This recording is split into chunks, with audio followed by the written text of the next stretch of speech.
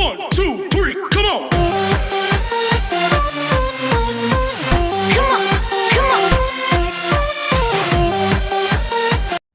Welcome back to Cynthia Untamed. This is your youthful and educational platform where we aim to inspire the current generation of leaders across the continent. My name is Cynthia Nyongesa. If you are new here, karibu sana. If you are a returning subscriber, thank you for coming back and thank you for supporting Cynthia Untamed. As usual, remember to tell a friend to tell a friend. I did a video on how you can be a UN volunteer. Now, a disclaimer is that when you work at the UN, you can have different types of contracts. You could be a UN volunteer, you could be an intern, you could be a consultant, a specialist, a temporary appointment, a fixed term appointment. There are many different types of contracts, so I'm only sharing from experience. But from that video, I got a question from one of our viewers, and the person was asking, what kind of skills or qualifications do you need to work at the United Nations? So stay tuned to the end so that you can get the answers. In many situations, a major requirement is that you have a master's level degree. I don't have a master's, but hopefully someday I will get a scholarship to do my master's in something that I am passionate about. But if you can't get your master's degree right now, tomorrow, next year, make sure you take it, because sometimes I see very good opportunities, but it's so restricted to a master's level. Of course, I usually apply, but I still feel that that limits me from getting an opportunity whereby that's the only qualification that I don't have. So don't limit yourself from applying, but just try and get a master's level degree, because the UN and many of these organizations, these big organizations, value a master's level degree. I've even seen opportunities at the World Bank where it's specifically a PhD level kind of education. So if you can't study now, please do. If you can get scholarships, please do. And that will be one of the things that you'll have checked out from your box. Sometimes you may not have a master's level degree and they may not be so strict on this, but they will need for you to have work experience. So sometimes you'll find maybe somebody just has an undergraduate level degree but has 8 years of work experience. So you can always work around it and say, okay, fine, I don't have a master's level degree, but I've worked for 8 years. Surely I have the qualifications that you need. Of course, there's a way you'll be able to justify it in your application. So if you can get work experience early enough, please do. The reality on the ground is that for young people, you cannot wait to finish university for you to get work experience. So if you can volunteer, if you can intern, if you can do a lot of things outside of the library, please do. So like, for example, for me, while we were at the university, there was a unit called externship. So externship was basically that instead of you sitting in class to study theory, go to the library, do exams, do group work, then it's marked out of 100, what you would need to do is look for an organization that works on legal issues. So like the National Legal Aid, Kituo cha Sheria, any organization that works in the community and has kind of a legal perspective. And you are required to work there for a minimum of, I think it was 60 hours, minimum 60 hours. Spend time there, then you identify a legal challenge and solve it. So for me, I told myself, this could actually be an opportunity for me to gain work experience. So I made sure in my 4th year, the first semester and the second semester, I did externships. And I remember I looked for these externships like crazy. I was determined to do those externships. And I was actually able to do 3 externships, and they only needed us to do 2. So my first externship was at the State Law Office, the Department for Justice. And then the other one was at the Rent Restrictions Tribunal. And then the other one was at the Kenya Association for Intellectually Handicapped. So I was able to write papers on the Association for Intellectually Handicapped and the State Law Office, and the Rent Tribunal, I just did it for experience. And when now I was applying for different opportunities, I was able to say that I have work experience out of doing these externships. And they were graded, and I had a B and an A in them. So I did well. I did fairly well. So please take advantage of such opportunities in your school to gain work experience. If you can, start from the time you are in first year, so that by the time you are graduating, you have 4 years of work experience. But don't forget to have fun. I have talked about work experience, but sometimes you find that maybe the role you are applying for doesn't require so many years of experience. Like I told you, there are a variety of opportunities. For example, an intern, probably you'll just need to be in a university. Maybe that's all they require, and a couple of skills.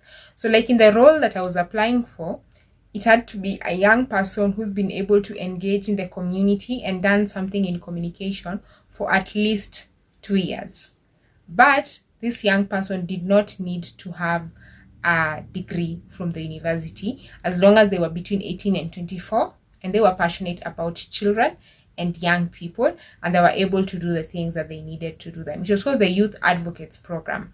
So yeah, like I mentioned, I was able to get it because, well, I'd been working in the community while I was at the university, and that was a direct entry for me. So I always say, start early, start today, start now. It's never too late. If you're not able to start your own organization, please don't feel pressured to wake up to start an organization, because running an organization also comes with a lot of pressures. Just use what is there. If it's the Kenya Model United Nations available in your university, join the Kenya Model United Nations. Be an official. If your school does legal aid, lawyers do legal aid. Do legal aid. If you are passionate about scouting, join scouting. I mean, sometimes you don't have to reinvent things when you don't have the resources. Just use whatever is already there. Be a leader there, and then make a difference. Then there are those things called technical skills, because you could be having a PhD and you can actually not do anything. You could be having a PhD in digital media, but you cannot even compose a tweet. I keep referring to communication because that's the space I've been. So technical skills. If you're applying for a communication skill, for example, you'll need to be a good public speaker. You'll need to be able to write well.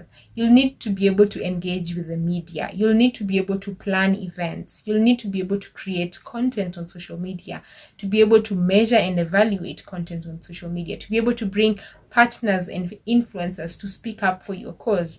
Those are technical skills. So identify the area, then work on those skills.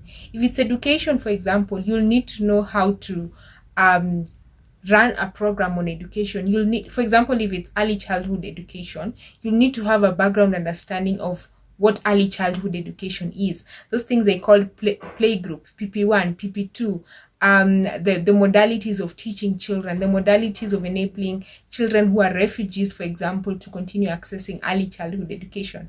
You'll need to be an expert in that. So just identify the space. It doesn't have to be communication. It could be something else. If it's emergency, you'll need to know how to tabulate data. If, for example, there's a drought right now, are you able to generate data from that specific area that is facing drought or famine and come up with numbers, display them to the partners and say, we have a serious situation in Turkana, we have a serious situation in Nairobi, there are floods everywhere, and this is the data we are getting. We're going to work together with the Department of Meteorological Services to do A, B, C, and D. You'll need to have that kind of knowledge. So please identify the area that you're interested in, and then build your technical capacity around it. If it means watching YouTube videos, if it means going back to school, if it means attending trainings, if it means job shadowing someone, do something so that you gain those technical skills. And lastly, you need soft skills.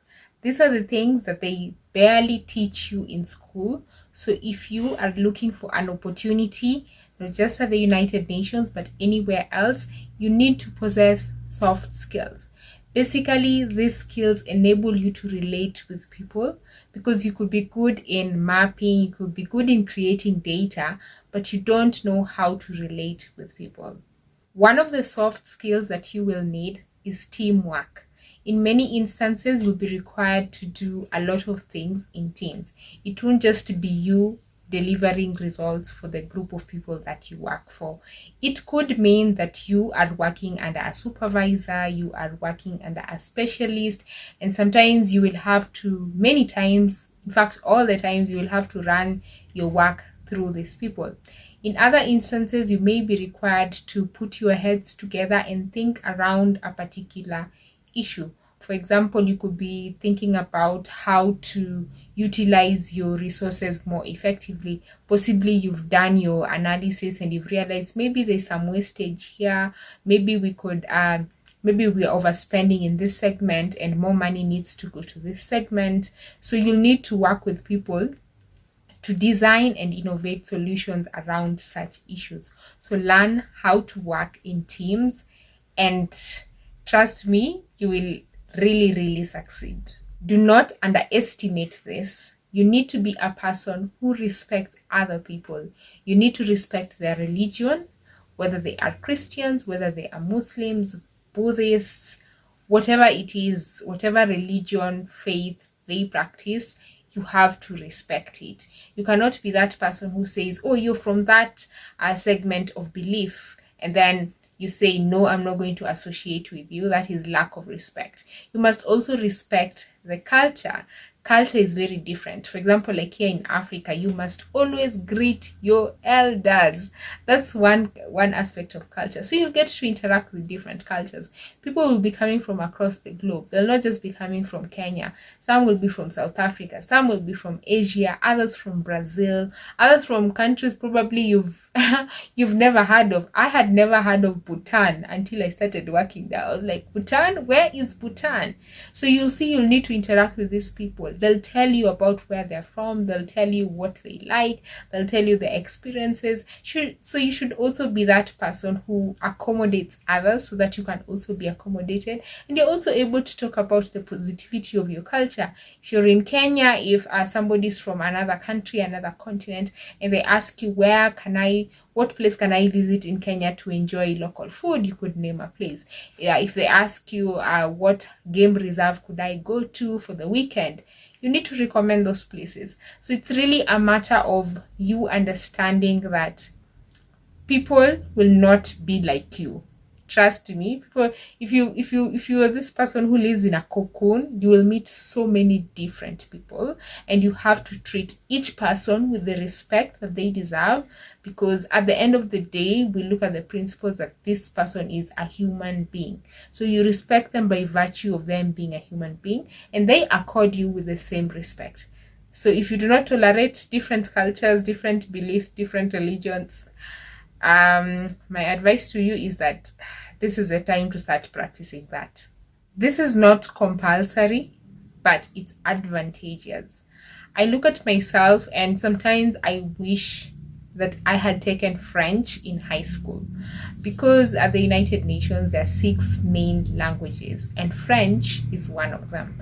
I can speak English and Kiswahili, but sometimes I see great opportunities, not even outside of Kenya, but within this region, within this locality, within Kenya.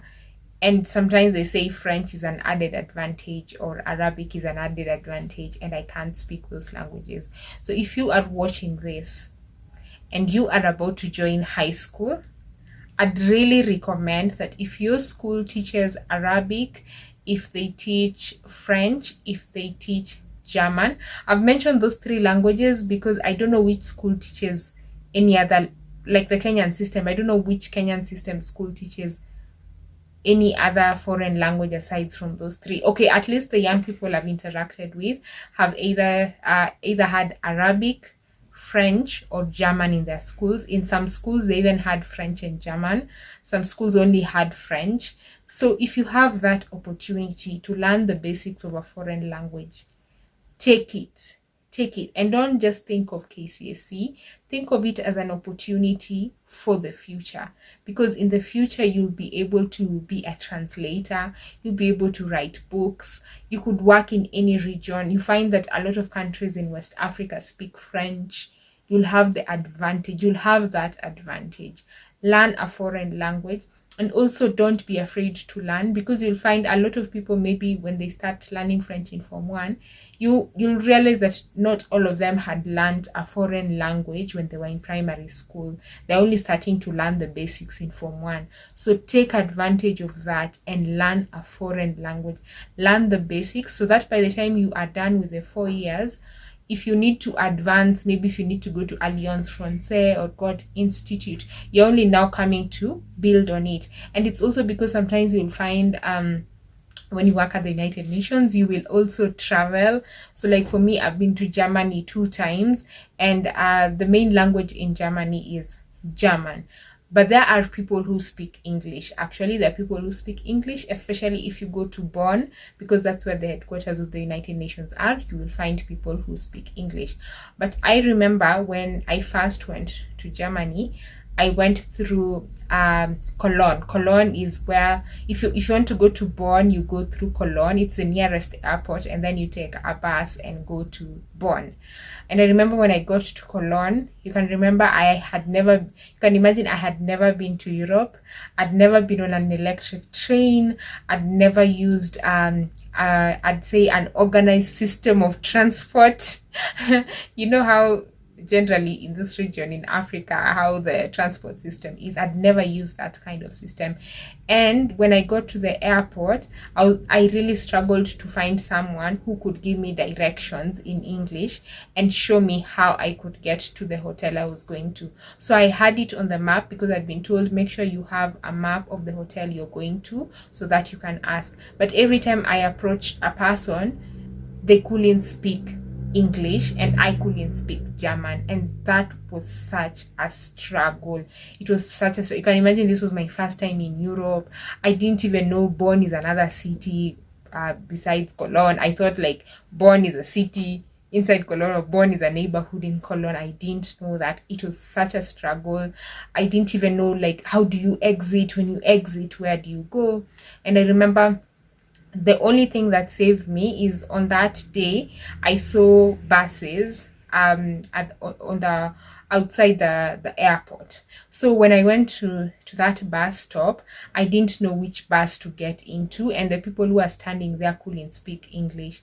But luckily there was somebody who just passed by, and he realized I was really struggling, and actually I went and asked him for directions, and luckily he was speaking English. It was just a matter of chance, and I told him I was going to this place, could you show it to me? Then he said, yeah, it's actually close to a place I'm going to. And you know why I've said you need to respect culture and religion and all that? It's because you'll meet different people and you will need their help at some point. So the reason when I was going to Bonn with this person, because he showed me how to get into the bus, how to pay, that whole system. He asked me where I was from. Of course, he could see I am from Africa, so he asked me which country in Africa I'm from. Then I told him I'm from Kenya. Then he said, oh, that's nice, I've just landed from Zambia. And he had gone to Zambia. One of his friends had gotten married to an African woman from Zambia. So he saw me. Of course, he knows how the people of Africa look like. So I was not really this stranger from somewhere. And he was like, okay, yeah. And that's how we were able to blend. And he showed me the directions. He gave me the emergency contact lines of the city. He actually took me to the hotel. And nothing bad happened to me. Trust me, nothing bad happened to me. He took me up to the hotel, and then he left me there. And then, yeah, I was able at least to get to Bonn. But you see how much easier my life would have had been had I just known one word in German. But all is not lost. You can still learn a foreign language anytime, and it will really, really help you. Make sure you have emotional intelligence. For whatever workplace you will be in, emotional intelligence is basically you being able to manage your emotions. If somebody makes you angry at the workplace, you don't fight with your fists. You fight with your mind. You reason with this person. You ask them, why did you do this? Or if you've made a mistake on your end, you also are humble enough to apologize. You're also able to sense the tension in a room, and you're able to kind of ease. And there's this thing called ice breaking. You're the person who breaks the ice. Those are aspects of emotional intelligence. So develop that aspect, and it will enable you to work much easier with people. You find that for some people, they could be really good with the work that they do, but people don't want to work with them because they say this person gets angry really fast, or they make too many jokes, and sometimes the jokes are hurtful. There are many instances like those. I'm sure you've experienced them. Even if it's in school, you've probably experienced such issues. So develop emotional intelligence. We always talk about IQ, how smart you are and all that. But trust me, we really ignore emotional intelligence. And sometimes emotional intelligence is actually more important than the intelligence of your brain. So learn how to manage your emotions. And lastly, be a proactive person. It's a soft skill that you will need. Proactivity means that you go out of your way to come up with your ideas. When you get a job, they'll give you a terms of reference, and basically you sign that contract, and that contract says maybe for the year 2021, this is what you will deliver. But be that person who goes over and above. And especially if you're a woman, we still live in a world whereby sometimes as a woman you still have to prove yourself more than you actually need to, yet you're smart and qualified. But be proactive, and being proactive also enables you to learn. It's also not just the aspect of being a woman, it's also enabling you to learn. So be proactive. Ask people from other sections. If you're in education, for example, ask people from emergency questions. Learn to interact with people. Come up with new ideas. In 2018, I was given a book by one of my colleagues. I'm sure you've read it, by Sheryl Sandberg, called what's the name? Lean In, and I've actually reviewed it in one of my videos, so go check out my book reviews. And this book was talking about how we as women should actually think out of the box and not just wait for opportunity to come to you, but you should also be able to push yourself and know that you are smart and intelligent. So be very proactive, come up with ideas. If you have a good manager, don't be afraid of speaking about your ideas. If they say no, if they say yes, then at least you will have known. But at least be very proactive. Be that person who's really constantly passionate about the work that you do. Sometimes you'll not wake up with the feeling of I feel passionate, but at least in your brain you must have the intention of continuing with the good work that you initially started. You also need to have the ability of working with other partners, the private sector, especially the government and other implementing partners. This is because a lot of the work that you will do, that you will want to create an impact in the community, will have to be done through other people. So for example, you are running an education project. Of course, you have to get the approval of the government. So you must know how to relate with the government. You must know how to identify the partners on the ground. You must know how to identify community health volunteers and train them. You must have that ability to mobilize resources if that is in your portfolio. If your job is to mobilize resources, you need to learn how to do that. So make sure you start learning from wherever you are, whatever space you're in, even if it's outside the UN, even if it's at a law firm. These skills are basically transferable. How you gain clients is how you gain partners when you are now working at the UN. So learn that skill and it will really help you. Make sure you have a really good attitude towards the work that you do. Remember that you are here to change the lives of people. You are not just working for yourself. So have a good attitude, have passion, and believe in the cause that you initially started.